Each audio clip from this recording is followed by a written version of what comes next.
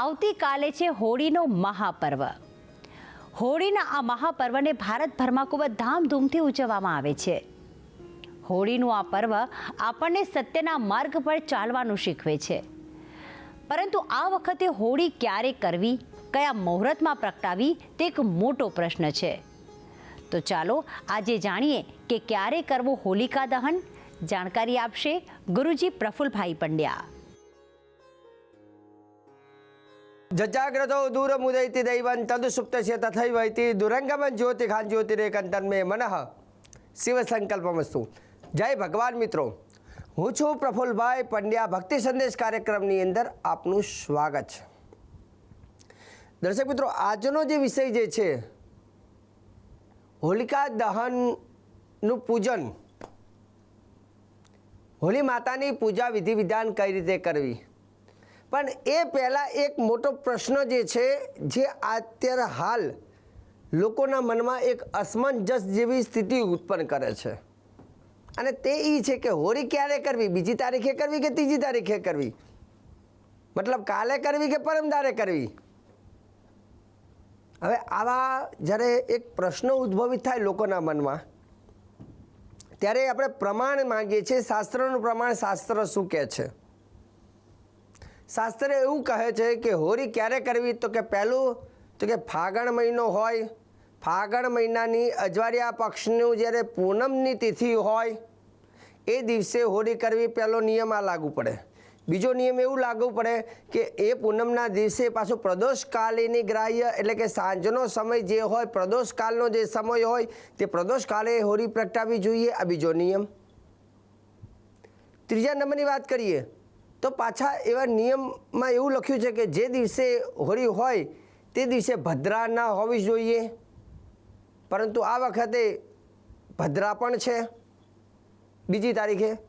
હવે ઘણા લોકો એવું કહે છે કે ભદ્રા હોય તો એને ત્રીજી તારીખે હોળી કરી શકાય, પણ ત્રીજી તારીખે કરવા જાય તો ત્યાં ગ્રહણ લાગુ પડે છે, એટલે ગ્રહણમાં તો હોળી હપૂચી ના થાય।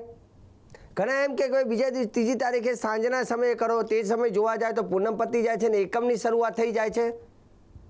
અમુક લોકો એવું કહે છે કે ભદ્રામાં જ્યારે પૂછનો ભાગ આવે ત્યારે એ વખતે 12 વાગ્યા પછી કે એ દરમિયાન તમારે કહ્યું 12 વાગે કોઈ હોળી ના પ્રગટાવે। તો આવા બધા એક લોકોના મનમાં જ્યારે પ્રશ્નની એક મતલબ એક એવા પ્રશ્નો ઉદ્ભવિત થયા છે, અસમંજસ જેવી સ્થિતિ કે હોળી કરે તો ક્યાં કરે, કેટલા વાગે કરીએ। પણ હવે આ બધી વસ્તુનો જવાબ હું તમને એક જ લીટીમાં આપી દઈશ। નિયમ બધા બરોબર છે, પણ ત્રીજી તારીખે હોળી કરવી એટલે યોગ્ય નથી, કેમ કે ત્રીજી તારીખે જો સાંજના સમયે પ્રદોષકાલ, કેમ કે હોળીનો નિયમ છે પ્રદોષકાલ લેવો, હવે સાંજનો જો લેવા જઈએ છીએ તે દરમિયાન પૂનમ પતી જાય છે ને એકમ બેસી જાય છે, એટલે એ થાય નહીં। રાત્રે કોઈ દર હોળી કરાય નહીં, મધ્યરાત્રે। હોળીનો નિયમ છે કે સાંજના સમયે પ્રદોષકાલે કરવી જોઈએ, જે આવતીકાલે બીજી તારીખે છે, મતલબ હોળી આવતીકાલે બીજી તારીખે તમારે કરવાની રહેશે। હા, એમાં વિષ્ટિ ભદ્રાનો જે દોષ છે, તો ભદ્રાનો જે મુખનો ભાગ જે છે એનો ત્યાગ કરીને પછી તમે હોલિકાનું દહન કરી શકો છો, કેમ કે નિયમ, દરેક નિયમને ધ્યાનમાં રાખીને આગળ ચાલવું જરૂરી છે। જો વિષ્ટિ ભદ્રાનો ટાઈમ પૂરો થાય, રાતે 12-1 વાગે થતો 2 વાગે કોઈ હોળી પ્રગટાવે એવું ના હોય, કેમ કે એ હોળી લખ્યું છે કે રાત્રિના સમયે હોળી દહન ના થાય, પ્રદોષકાલ ગ્રાહ્ય પ્રદોષ સમય હોય, પૂર્ણિમા હોય, પ્રદોષકાલ હોય, એ સમયમાં હોળી કરવી જોઈએ। આમ તો ભદ્રા હોય તો એનો ત્યાગ કરવાનું લખ્યું છે અને પૂછના ભાગમાં થાય, પણ બીજી બાજુ જ્યારે ગ્રહણ લાગી જાય છે એટલે આવી સ્થિતિ જે ઉત્પન્ન થાય છે એ ઘણા વર્ષો પછી, લગભગ આવું 140 વર્ષ પહેલાં આવી એક સ્થિતિ આવી રીતે ઉત્પન્ન થઈ હતી, અને ઘણા વર્ષો પછી આવું જ થાય કે ગ્રહણ અને વિષ્ટિ ભદ્રા અને હોળી આ બધી વસ્તુ ભેગું થાય, ત્યારે આવી પ્રશ્ન ઉદ્ભવિત થાય કે ક્યારે કરવી। તો હું તમને જાણકારી આપું છું કે તમારે હોળી જો કરવી હોય તો આવતીકાલે બીજી તારીખે સાંજે પ્રદોષકાલના સમયે કરવી, અને વિષ્ટિ ભદ્રાનો જે મુખનો ભાગ છે એને ત્યજી અને પછી તમે કરી શકાય।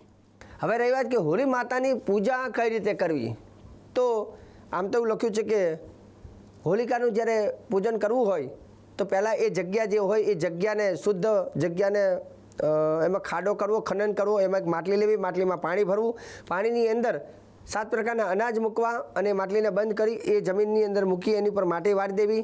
હોલિકાનું જે સ્થાન જે છે તે સ્થાનની ઉપર ખાસ કરીને ગાયના છાણથી લેપન કરવાનું. સરસ મજાના કાષ્ઠ લાવી અને ખંચેરી એમાં જીવજંતુ કીડી મકોડાને દૂર કરી અને એ કાષ્ઠનો એક ભારો તૈયાર કરવો અને હોળી માતાની ચારે બાજુમાં સરસ મજાની રંગોળી બનાવી, અડાયા છાણાનો હાર બનાવી હોળી માતાને પહેરાવો. હોળીની ઉપર એક ધજા લગાવી, સાથે સાથે પતાસાનો હાર વગેરે હોળી માતાને અર્પણ કરવો. પતાકા, લાલ લીલા પીળા પતાકા ત્યાં તમે લગાવી શકો. પતંગ ઘણી વખત આપણે જોઈએ છે પતંગને વગેરે બધું લગાવેલા હોય, જે તહેવારના પતંગ હોય એ પણ ત્યાં લગાવવામાં આવે.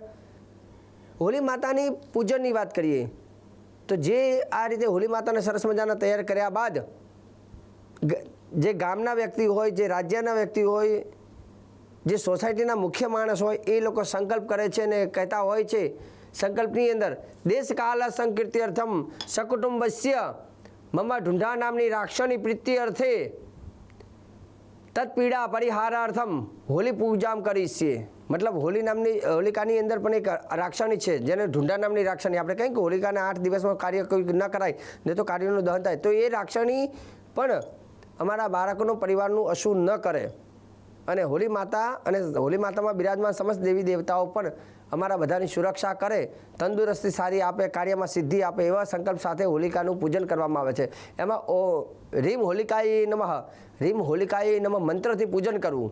ખાસ કરીને પૂજાની શરૂઆત કરીએ ત્યારે રીમ હોલિકાય નમઃ મંત્રથી પહેલાં નમસ્કાર કર્યા બાદ 4 ચમચી પાણી હોળીનું જે સ્થાન હોય ત્યાં મૂકવાનું. પંચામૃત હોળી માતાને અર્પણ કરવાનું. પછી પાછું ફરતી ચોખ્ખું જલ અર્પણ કરવાનું.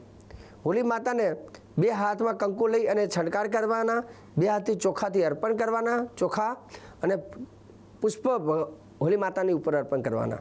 ત્યાર પછી હોળી માતાને ફૂલનો હાર પહેરાવવાનો, ધૂપ કરવાનું, એક માટીના કોડિયામાં દીવો કરવાનો અને ખજૂર અને ધાણીનો પ્રસાદ મૂકવાનો છે. આટલું કર્યા બાદ શ્રીફળ વધેરવાનું અને હોળી માતાને પછી હોળી માતાને પ્રજ્વલિત કરવા મતલબ પ્રગટાવવાના. હોળી પ્રાગટ્ય થયા બાદ પાછું ફરીથી પૂજન કરવાનું. એમાં હોળી પ્રાગટ્ય થયા બાદ ફરીથી કંકુના ચોખા, પુષ્પ, ફૂલનો હાર, શ્રીફળ હોળી માતાની અંદર અર્પણ કરવાનો. ધાણી, ખજૂર, કપૂર, તજ, લવિંગ વગેરે વસ્તુઓ અંદર અર્પણ કરી શકાય. અને આ રીતે કર્યા બાદ હોળી માતાની 3 પ્રદક્ષિણા કરવાની. એમાં લખ્યું છે કે તાંબાના કલશમાં દૂધ અને એમાં પાણી ભરી અને હોળી માતાની 3 પ્રદક્ષિણા કરવાની. હોલિકે ત્વમ જગન્માતા સર્વસિદ્ધિ પ્રદાયિની જ્વાલામુખી દારુણા ત્વમ સુખ શાંતિ પ્રદભવ. હોળી માતાની પ્રદક્ષિણા કરવાથી સુખ અને શાંતિ પ્રાપ્ત થાય છે. બીજા નંબરની વસ્તુ તમને કહી દઉં કે હોળીની રાત્રિને દારૂણા કહેવામાં આવે છે. રાત્રિના સમયમાં પણ જે વ્યક્તિ હોળી માતાના દર્શન કરી પોતાના ઘરે જઈ અને સ્નાન કરી અને રાત્રિના સમયે જે કંઈ મંત્ર તમે કરો છો એ મંત્ર સિદ્ધ બની જાય છે. સર્વસિદ્ધિ પ્રદાયિની હોળી માતાના એ સમયમાં રાત્રિના સમય જ્યાં સુધી હોળી પ્રજ્વલિત રહેશે તે દરમિયાન જો તમે તમારા મંત્ર બોલો છો વધારે તો મંત્ર સિદ્ધ થાય છે અને સિદ્ધ થયેલા મંત્ર તમને સફળ બનાવે છે. તો હોળીની રાત્રિ કોઈ નોર્મલ રાત્રિ નથી, એ સાધનાની શ્રેષ્ઠ રાત્રિ ગણવામાં આવે છે.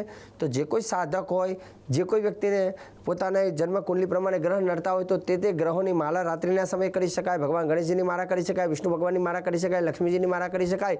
અથવા કોઈ વસ્તુને તમારે સાધવું હોય અથવા હનુમાન ચાલીસાના પાઠ પણ તમે જેટલા કરો છો એનું અનેક ગણું પુણ્ય મળે છે. કેમ કે રાત્રિનું મહત્ત્વ, જેમ કાળી ચૌદસની રાત્રિની જેટલી તાકાત છે એટલી તાકાત હોલિકાની રાત્રિની સમયે એટલે હોલીને કહેવામાં છે દારૂણા, તો એની પણ એટલી તાકાત હોય છે. તો આવતીકાલે એટલે કે 2જી તારીખે હોલિકા દહન કરવાનું રહેશે.